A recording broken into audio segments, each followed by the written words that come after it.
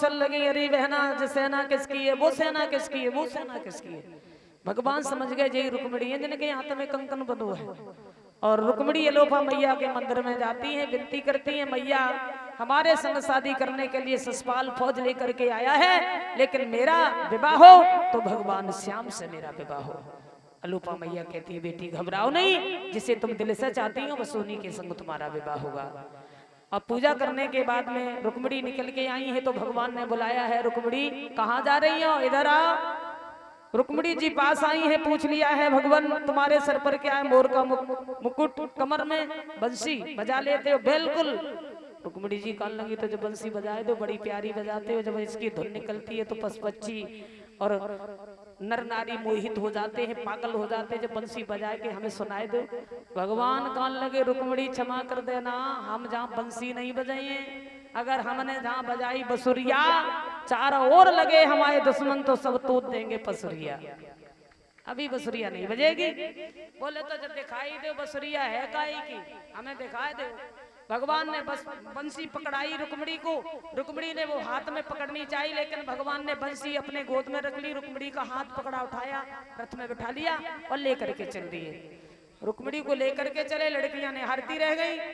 जब नई रथ दिखाई दिया तब वो लड़की भागी और मैया शुद्धमती से कहने लगी, मैया गजब हो गया, एक बड़ा करिया सा लड़का था जिसके हाथ में बंसी थी, हमारी बहन रुक्मिणी ने बंसी देखने के लिए मांगी मगर उसने बंसी तो नहीं दी और वो रुक्मिणी को रथ में बिठा करके भाग गया।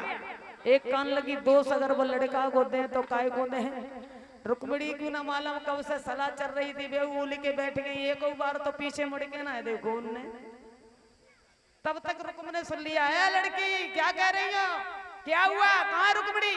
बोली भैया एक लड़का था, उसके हाथ में बंसी थी, वही रुक्मिणी को लेके भाग गया। रुकुम कहने लगा, ये बात किसी के कानों कान भनक न पड़े, मैं अभी गया और अभी लेकर के अपनी बहन को आया, किसी से मत बोलना। आज रुकुम भागा, भगवान के रथ के पीछे पड़ गया और कहने लगा, कन्हैया अगर तुम्हारे अंदर ताकत है तो आज हम में और तुम में युद्ध होगा, जीत गए तो हमारी बहन को ले जा सकते हो, मारे गए तो तुम जाना। हुआ ऐसा? रुकुम बोला, ठाड़ो रही है कृष्ण मुरारी रे, ठाड़ो रही है।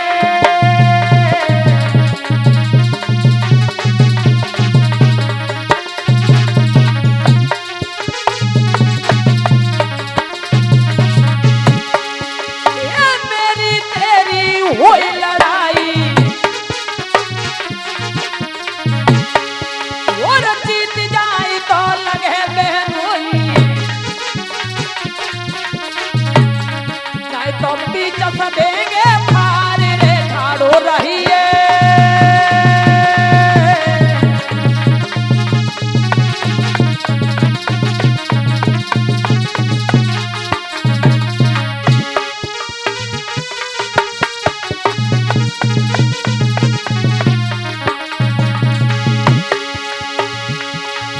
और बंटी यादव की बरनी में भैया ध्यान के बिसर नहीं जाए, नोट की पवित्र कमाई आज बहना पे करत न्यूछार।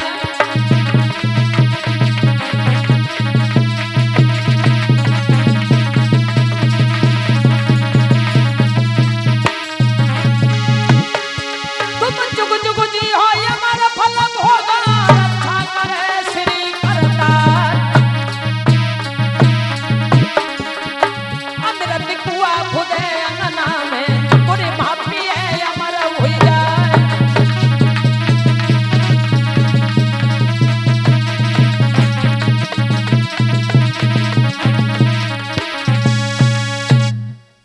श्याम सुंदर के रथ के पीछे भागने लगा। अंत में भगवान ने रथ को रोक लिया, भगवान कूद पड़े, रुकुम से युद्ध होने लगा और युद्ध करते करते भगवान कन्हैया ने रुकुम को उठाया, जमीन में पटक दिया। जान से मारना चाहे तो रुक्मिणी जी ने रोक दिया, मेरे भैया को जान से मत मारा।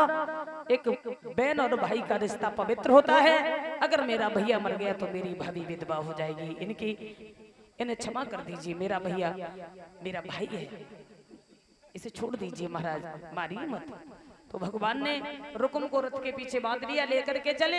इधर शिशुपाल ने ये सुना कि हमारी होने वाली पत्नी को लेकर के भाग रहे हैं श्याम, फौज से कह दिया चारों ओर से कृष्ण के रथ को घेर लो, किसी भी तरीका से जिंदा ना निकल पाए, हाथियों से घोड़ों से कुचलवा करके जान से मार दो।